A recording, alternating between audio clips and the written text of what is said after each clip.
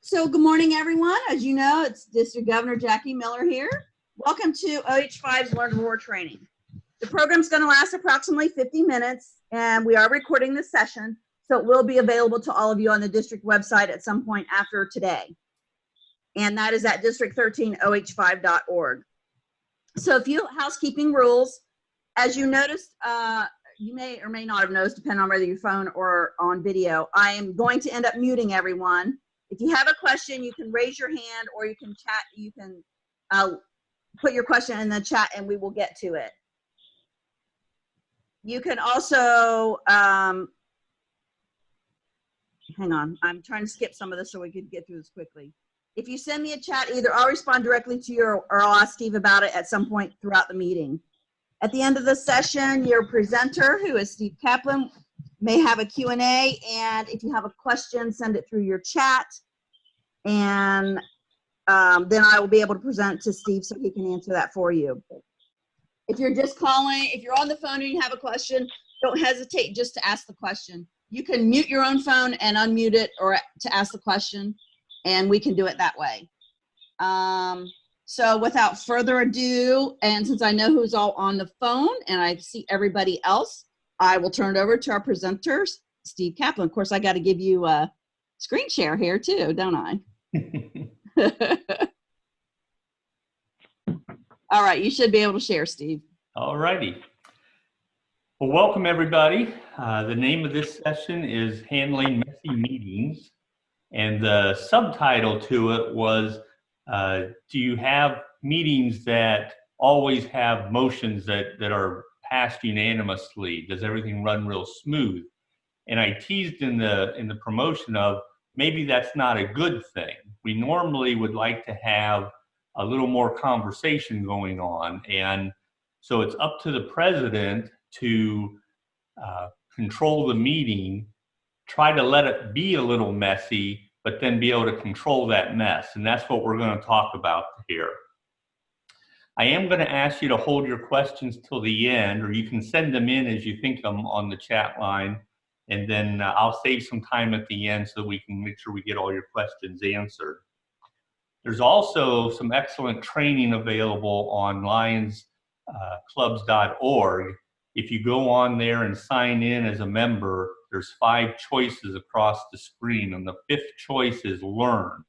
And if you go into Learn, you'll see all kinds of courses that are available. I think there's 24 different courses, and some of them are for like president, some are for secretary, treasurer, and so on. And then there's a lot of general ones. So if you're going into one of those offices, we recommend that you also, in addition to listening to this kind of a video, make sure that you go into the lionsclubs.org and look for the Lions Learning Center there. If you haven't done so already, I hope you will get the handout that was available on the website. If you have it with you, you can follow along as we go. And if you don't have it, it's an excellent resource to get after the meeting so that you have kind of an outline of everything that I'm going to be discussing here.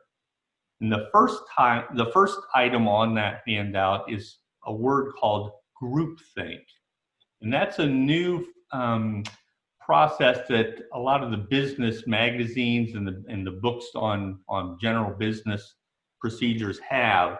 And it's groupthink is a phenomenon where people in a group tend to not want to disagree with each other. So if somebody brings up a new idea, everybody kind of chimes in and says that's a good idea, and they're a little bit intimidated to disagree or to bring up a potential problem. And that's where I said, you know, maybe all your motions passing unanimously isn't a great thing, because you're stifling some of that creativity and some of that caution that people might have. It's probably a good thing to ask somebody to play devil's advocate, somebody to give you some ideas of, we're going to start this new project, but what happens if the weather turns bad? Or what happens if a different situation happens and we run out of the product that we're selling or whatever? So, you have somebody that can think of the negative side of it too a little bit, so that you're prepared as an organization to deal with those. Groupthink, let me give you one really good example. It's probably the worst example that I can think of groupthink. And it happened on January 27th, 1986. That's one of those dates that I bet almost everybody listening can tell me where you were, what you were doing when that incident happened on that day. And the day might not sound that familiar to you, but if I told you and showed you a picture of the Challenger shuttle exploding shortly after takeoff, you would all remember that day. Groupthink came into that with the idea that right before the launch, the launch commander goes through his staff and goes through a roll call, says, from the propulsion people, and they say, go for launch. From the mechanic people, go for launch. Weather, go for launch. Everybody's agreeing with that. And there was one individual in the room who that morning had gotten some information from two engineers who came to him and said, we've tested those O-rings on the Challenger always at 40 degrees, and they're certified to run at 40 degrees.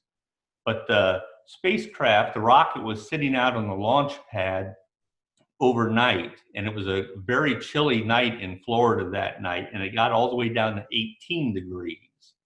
And the people, these two engineers, said, we don't really know how it's going to respond. We think we ought to maybe delay the flight and get some checks on those O-rings.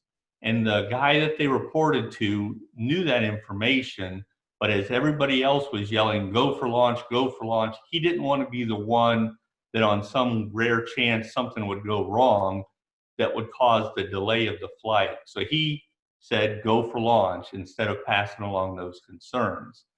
So that's an example of groupthink that turned tragic. So you want to acknowledge that groupthink happens in your club and try to take some steps to avoid it.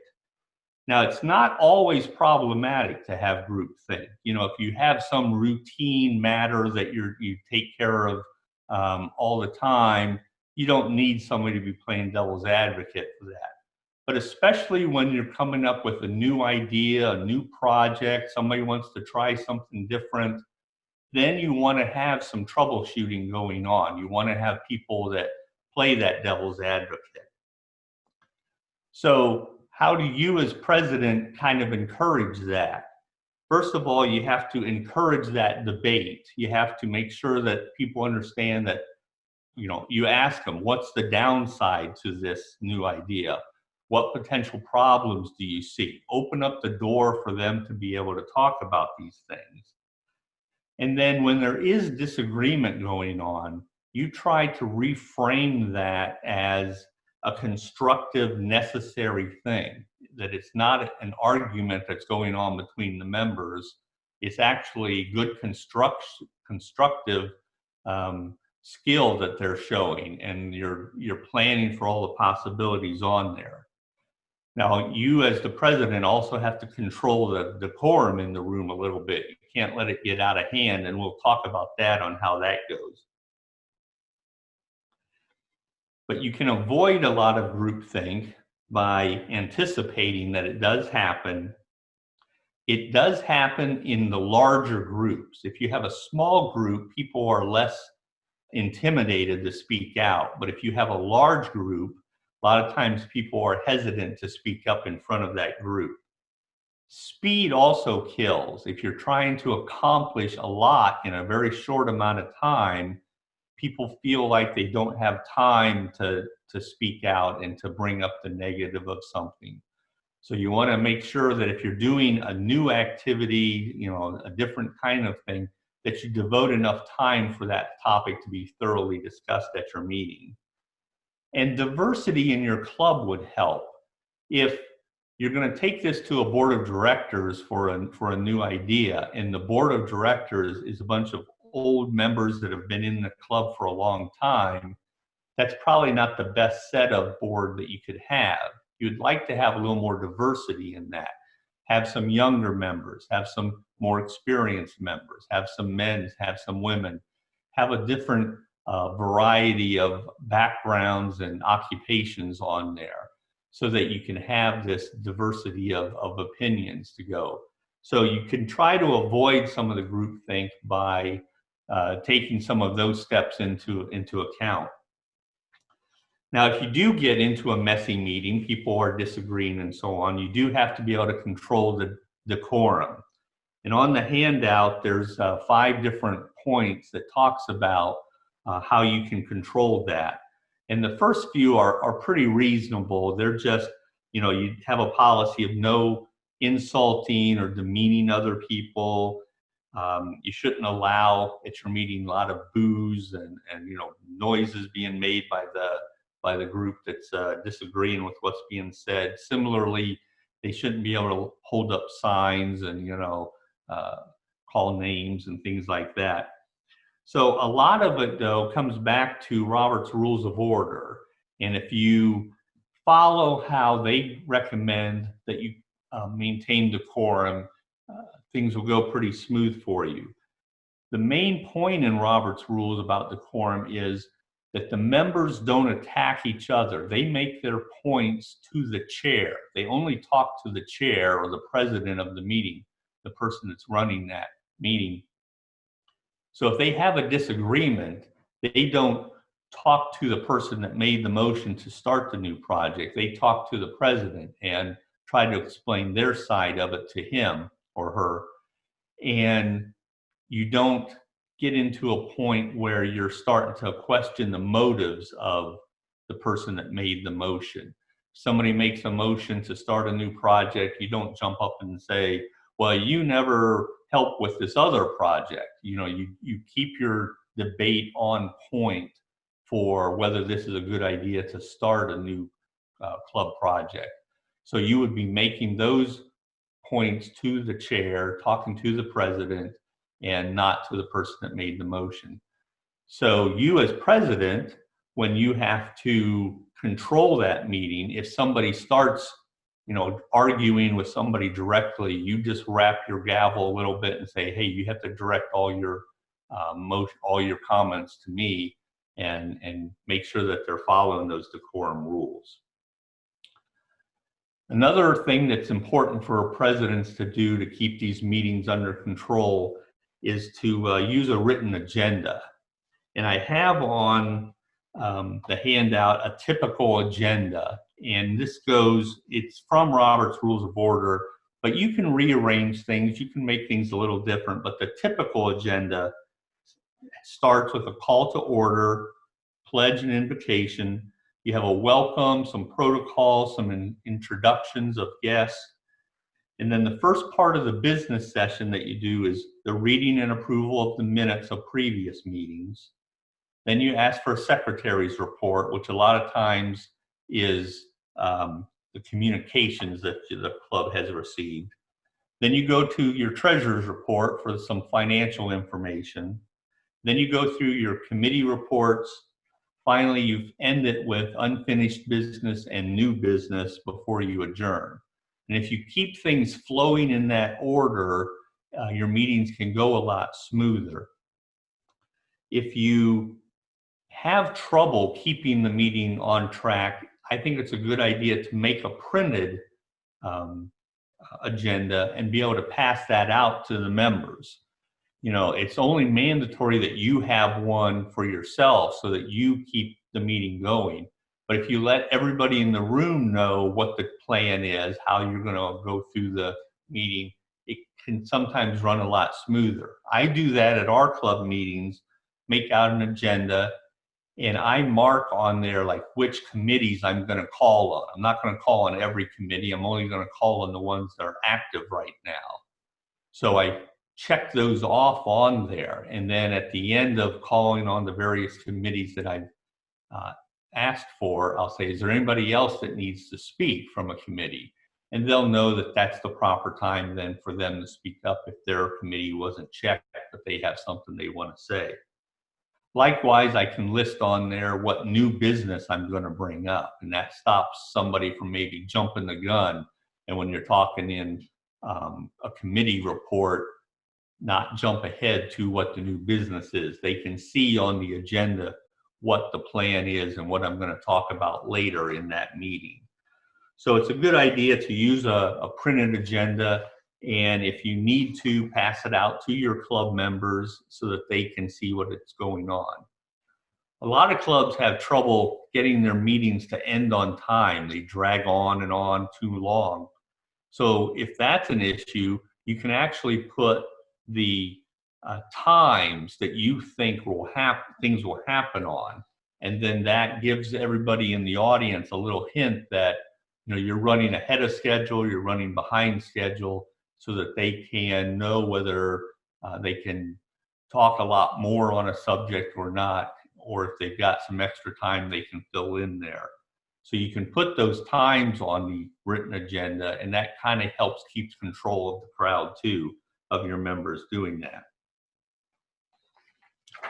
On the second page of the handout is a list of Robert's Rules of Order.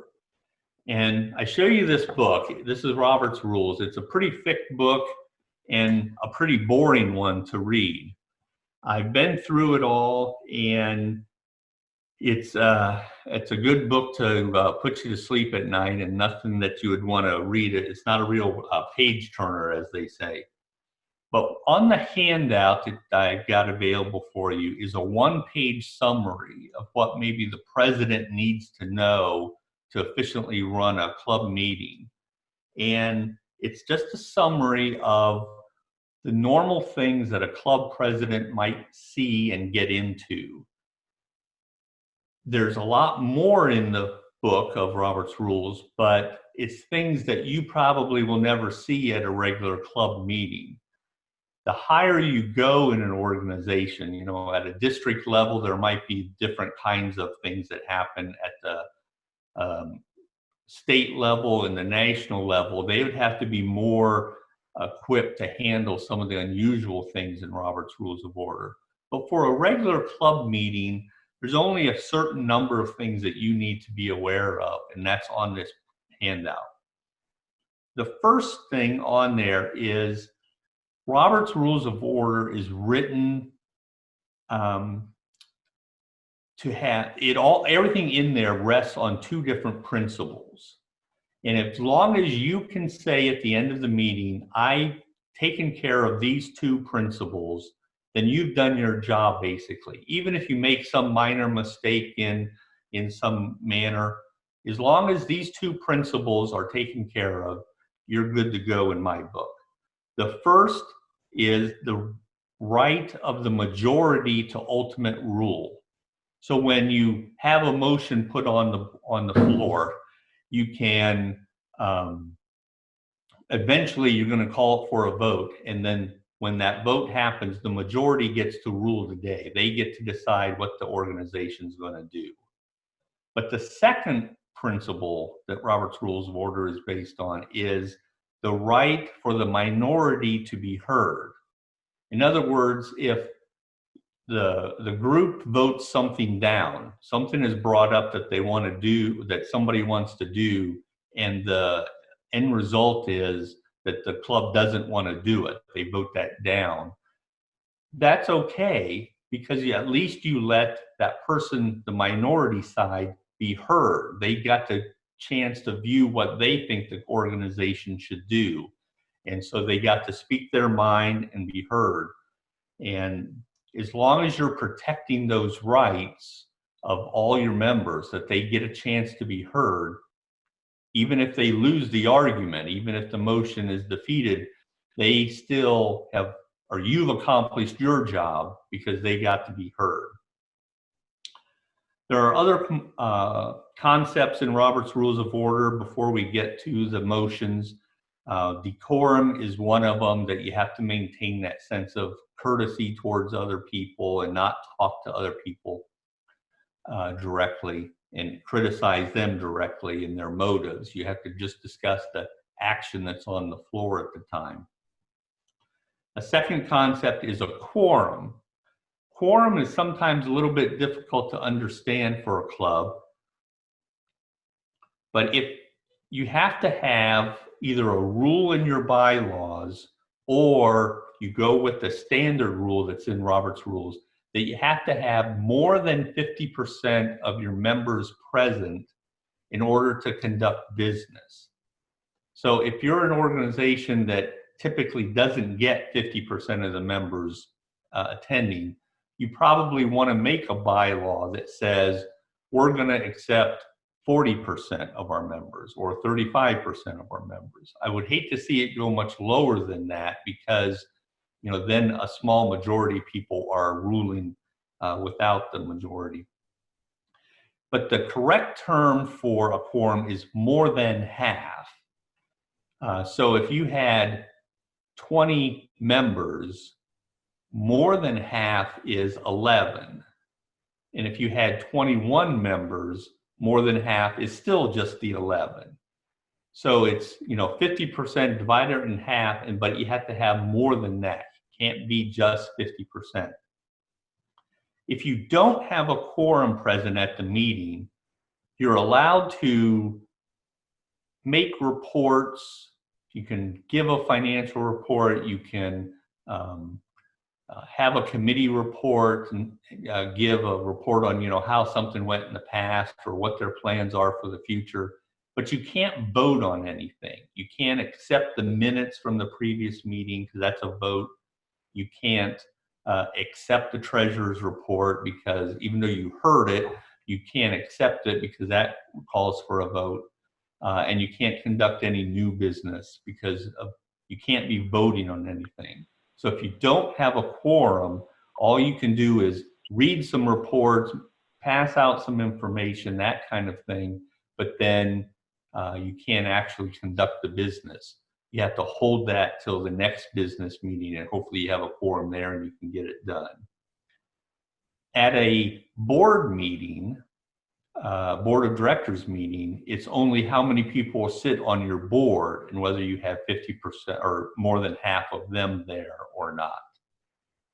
And don't get confused about a district convention. You know, a district convention is open to the entire district and each club can send so many delegates. But it's at a district convention, there's a special rule that says it's only of the delegates that have registered to come. So it's not the number of people in the entire district, it's the number of people that actually are coming to the convention. You have to have more than half of them in the room where you're going to call for a vote on something. So that's usually never an issue at a district convention. It sometimes can be an issue at a club meeting.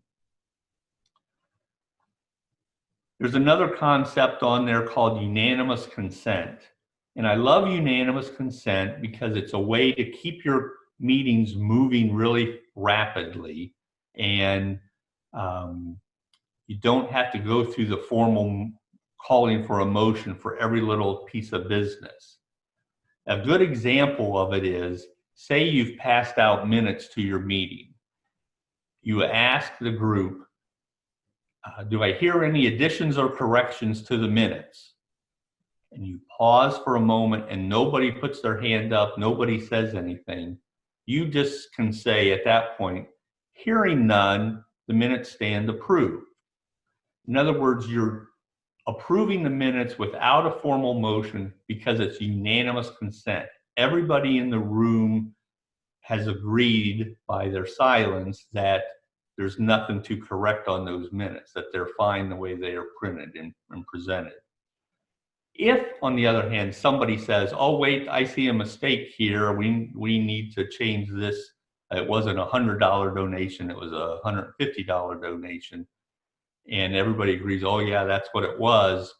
Now you're going to need a motion to accept them as amended like that.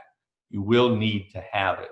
The only way it can work with unanimous consent is when you say, are there any additions or corrections? You pause, nobody says anything, you can say, okay, they stand approved. The secretary would write that up in the minutes for the next meeting. They would write, the minutes were approved. That's an action taken without any kind of a motion made by a certain person. So it's understood that it's done by unanimous consent when the minutes are written up that way. Another example of that would be at the end of the meeting. You don't need a formal motion to adjourn the meeting. The president can say, is there any other business to be brought up before the group?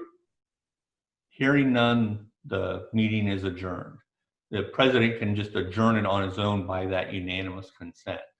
So why is unanimous consent an approved method and allowed to happen? It's because of those two principles we talked about. There was no minority for the president to protect. There was nobody that spoke up and said, yeah, I think there is an issue here, or yes, there is another item I'd like to bring up. There was no minority for the president to protect, so everybody is in the majority, and so you can use unanimous consent in those cases. Most of the time, though, when you conduct business, you're going to have a motion made on the floor for a piece of business to happen. There are steps that have to happen for a main motion to be carried and passed on the floor there.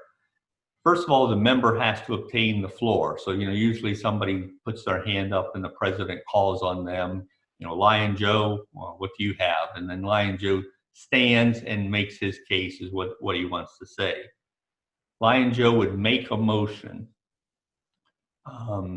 It can be at the end of some comments that he makes. He can just say it directly. I would like to make a motion to donate $100 to hospice. So the second thing that has to happen is a second has to happen. This, a person can just call out second, or they can put their hand up and be called on and say, I like that idea, I second that motion. But it's not necessary to be called on. Somebody can just call out the word second, meaning they want to move forward with this. The next thing that's supposed to happen is the chair is supposed to state the motion, and that's very important. After a motion's been made and seconded, the chair is supposed to summarize and state what that motion was. We have a motion on the floor to donate $100 to hospice.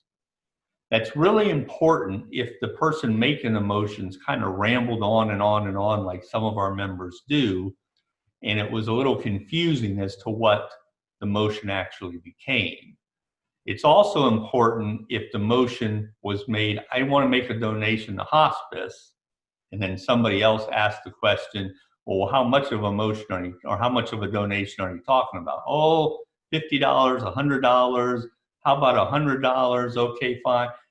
In those kind of cases, the president really needs to state the motion so that everybody in the room knows what's being voted on or being discussed next, and the secretary has a chance to write it down in the minutes.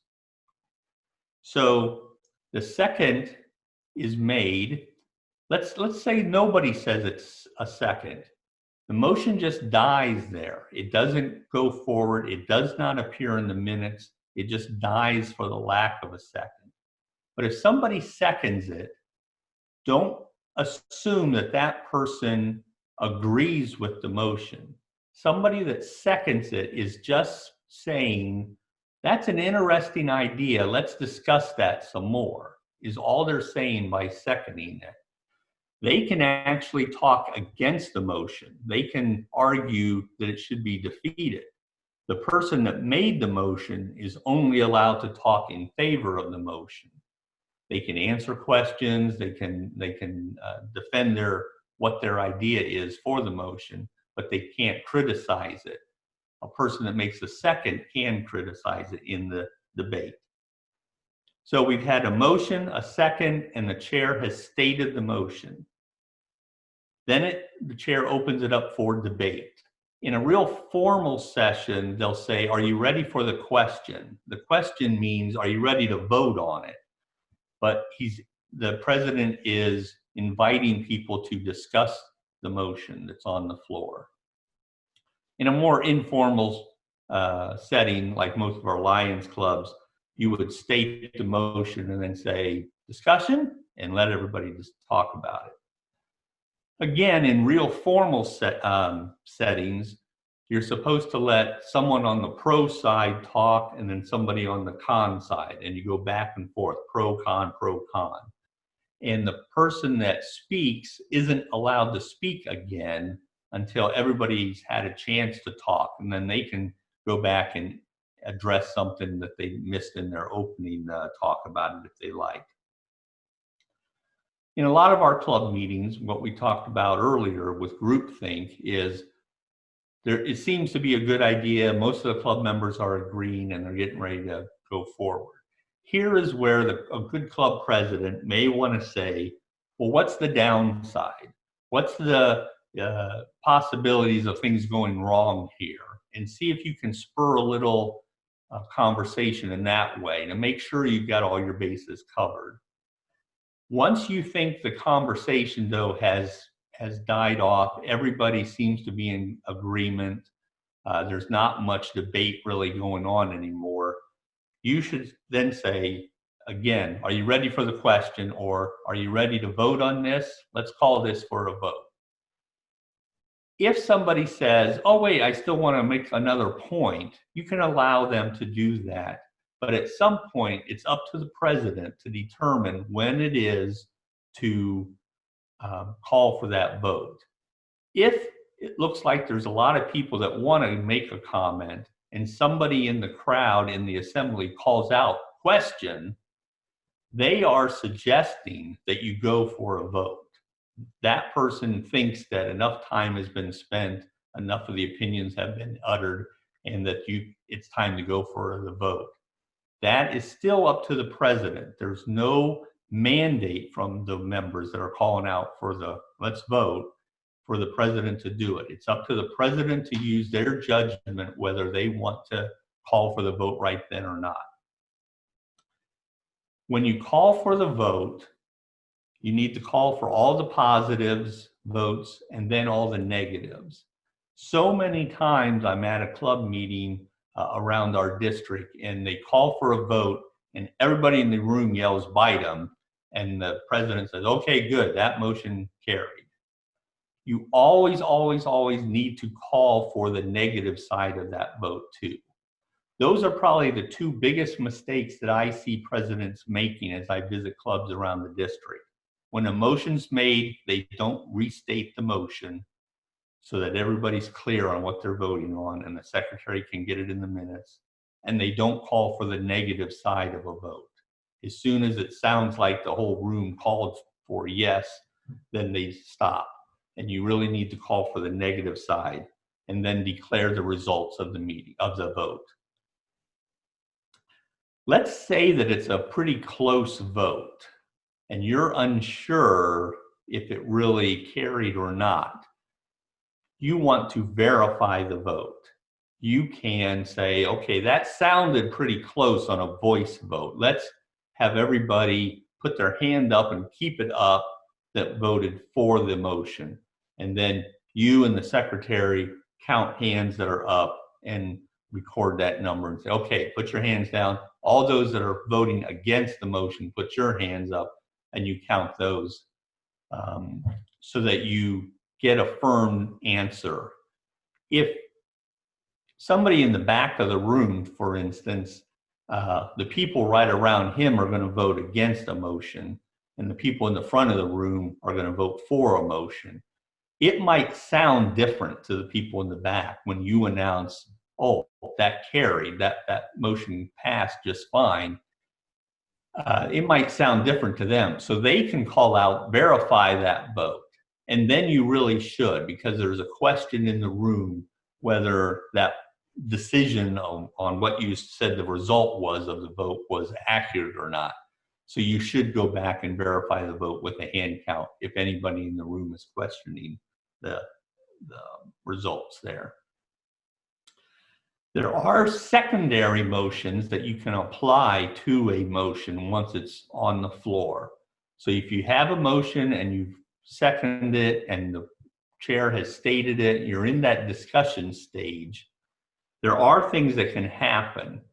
They're called secondary motions. A common one is to table a motion. Somebody can say, you know, I don't think we have enough information. Let's just table this and we can discuss it later. And so you take a vote on tabling the motion, and that just puts it aside and it can be brought back later. There's another one called postpone, and that's slightly different. A postponement is you're going to say, I'm going to postpone this, I'm going to table this motion until our next meeting. That's really a postponement of the motion, because you're setting a definite time as to when it's going to come back. There's also a referral. I want to refer this motion to the membership committee. In other words, you're going to put this not for a vote on the floor for all the general members, but you're going to send it to one of your committees for them to review and check it out and come back with a recommendation later. The one that most presidents hate to hear is an amendment, because that changes what the original motion on the floor was. Say the motion was, we want to buy name tags for all of our members, and we're going to spend $3 a name tag. And that's been seconded. And then somebody makes an amendment later, let's also buy name tags for our spouses. And so we can get, and they'll be $3 each also. When it comes time to vote, you have to vote on the amendment first. So you vote on whether you're going to do it for the spouses too. And say that is carried or defeated, either way, that just changes the wording of the first amendment. That first amendment is still sitting out there waiting to be voted on. So if you vote against adding the spouses' name tags, it's too expensive, we can't do it, you vote that down, you still have to go back and say, okay, we still have the original motion on the floor to buy name tags for the Lions Club members, and you have to vote on that one. And same if the motion was that, yes, we're going to buy name tags for the spouses too, that doesn't mean that the original motion has carried yet. You still need to go back and vote that you're going to spend all the money to vote for now, Lions and spouses. The amendment by itself doesn't give any authority to do anything other than to change the wording of the first motion, the main motion. So you always vote on the amendment first in reverse order, getting back to the original motion. There's other things called point of order. That is something that the crowd can, the assembly can just call out from their seat if they think the president has made a mistake. A lot of times a president will call for, there'll be a motion on the floor, they'll call for the debate, and during the debate, it kind of seems like it gets set, the question gets settled, and the president, okay, well, let's move on to the next item on the agenda. And you forgot to vote on the motion. So somebody in the audience should call point of order. We forgot to vote. You haven't voted yet on the motion. There's a motion on the floor. And so you're just asking for the chair to correct something that the assembly believes they've done wrong. And there's also a withdrawal. If the motion is made and then in the course of the discussion, the assembly thinks that that's not a real good idea at this time, the mover, the person that made the motion, can withdraw his motion if he thinks, yeah, you're right, that wasn't ill-advised to make that, was it? I'll withdraw my motion. It's just like it never happened. It never appears in the minutes. The person that made the second doesn't have to withdraw the second because, again, they're not saying they voted, they're in favor of it. They are just saying, let's talk about it. So as long as the mover withdraws the motion, then they are good to go and just like it never happened. I have about 9 minutes left on the presentation here, so I'd like to stop here and ask if there's any questions out there on Robert's Rules of Order or handling a messy meeting how you would handle a situation. Any Zoom meeting. questions? 1.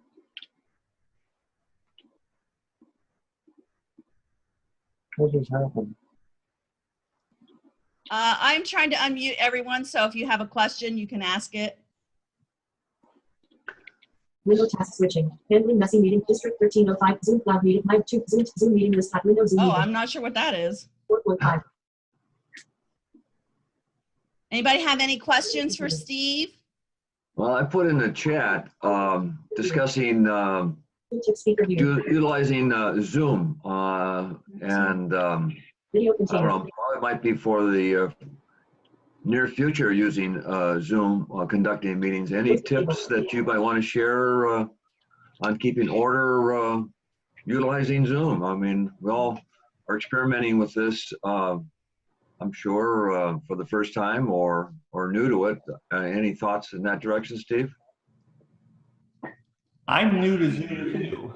All the same rules would apply. It's just a matter of how you're going to be able to incorporate them in a Zoom meeting.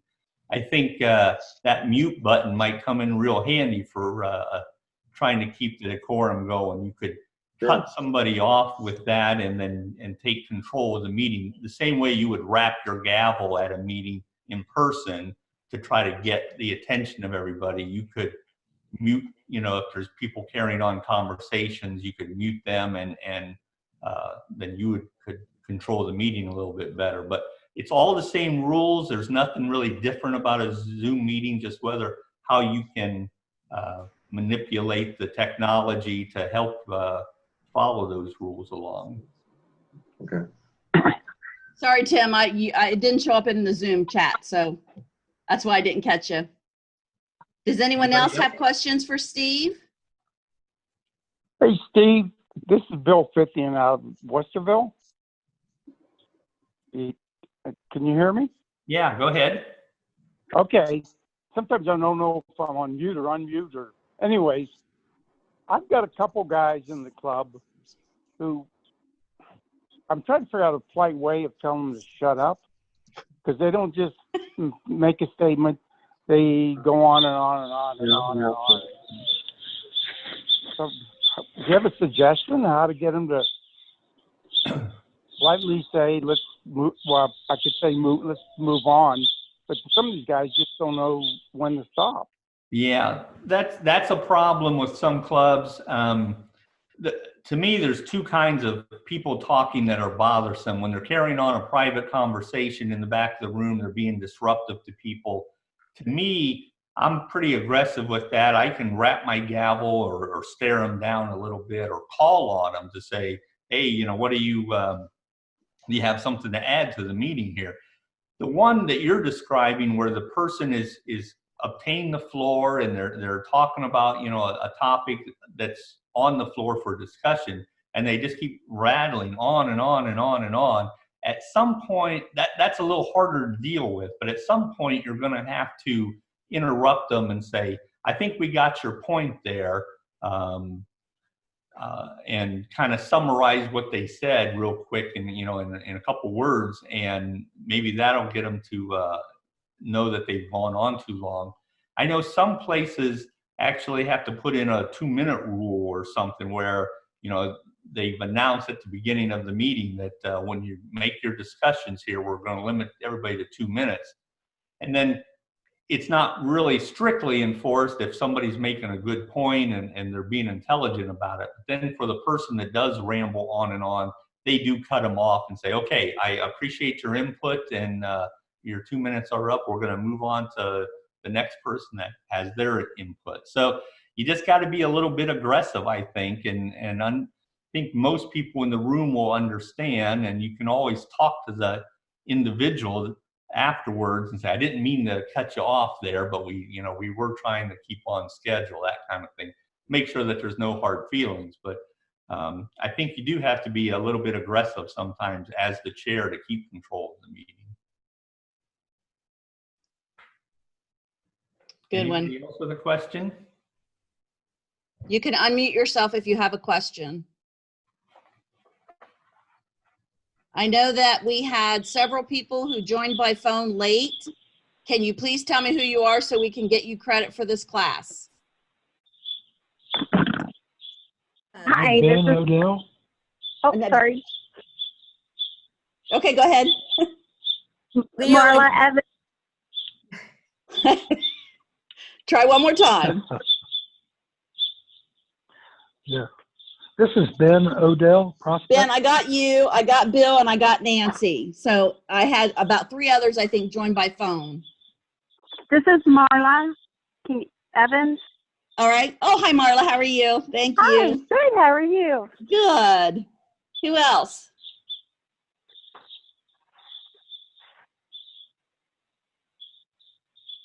All right. I guess nobody else is going to fess up. All right, Leo and Crystal McCann are both here. Oh, there we go.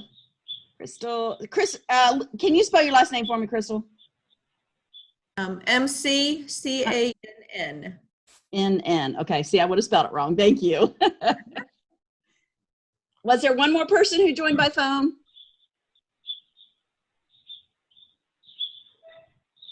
Okay. Anybody else have questions for Steve? This is Ben. I do. Okay. Shoot. Yeah. Steve, in a situation where the executive board meets, say, 30 minutes prior to the regular, What? where I'm sorry. I accidentally cut you off. You might have to repeat that. I'd like to have your input on how you would manage a situation where you hold the executive board meeting 30 minutes prior to the regular meeting, and folks show up early and they want to have input. How would you manage that so predominantly your board members are doing the discussion? Well, in my view, all the club members are always invited to board meetings. They just aren't allowed to vote on anything. But if they want to have some input, I think that's a good thing to have. If it becomes disruptive, though, and you want to have just the board members doing it in the discussion, then you're going to have to make a rule that you can come and listen in, but if you show up early for the meeting, but we don't want your discussion involved in there. To me, that's not the way to go. But if that's what the club policy is, you're going to have to be, again, pretty firm about that and let everybody know in advance that discussion is only for the board members. The president that's running the board meeting is going to call on who he wants to have the floor to do the discussion. And if a non-board member puts their hand up, he says, sorry, I'm not allowed to call on you, and call on the board member instead. But again, I'm not sure that's the best policy, but if that's what the club policy is, you can enforce that as a good president. Okay, very good. Well, One last question before we close. But, on the handout, there's also some best advice information to be a good president. Demand good minutes and good treasurer's reports. Always have a calendar with you. Be transparent, inclusive, and enthused about what you're doing as president. And I think everybody could do a great job being president. It's a wonderful position, and I hope everybody gets a chance at some point to do it. Steve, I think we had some. Here. Steve, I think we had someone that had one last question. Okay, go ahead. It was Ben again. My question dealt with what type of cues or cue cards, if you would use them, how would you use to apply handling the due process of motions? The agenda you type can handle the Roberts rules, but as far as the motion process. You mean the steps of a motion? Sure. Seems like there's quite a bit of logistics on that. Well, like I said, on the handout that's available, it's a one-page summary of how to handle all the Roberts rules, and about half of that page is on motions, the order of things that should happen, what you need to do as president, and the secondary motions, the things that can happen. So if you had that handout, that half a sheet with you, I think you'd be in good shape. Okay, thank you. And we will make sure that all of Steve's handouts are on the district website. So you'll be able to go there and download those so that you have those for what you need. And then we are recording this session. So this session will also be available on the district website if you want to go back and listen and pick up some more information. Any other questions from anyone else for the good of the cause before we adjourn? No? All right, Steve, thank you so much. We appreciate you hosting the presentation for the presidents. Okay? Thanks, Steve. Thanks, Steve. Thanks, Steve. Thank you. Thank you. Thank you. See you later. Bye. Bye.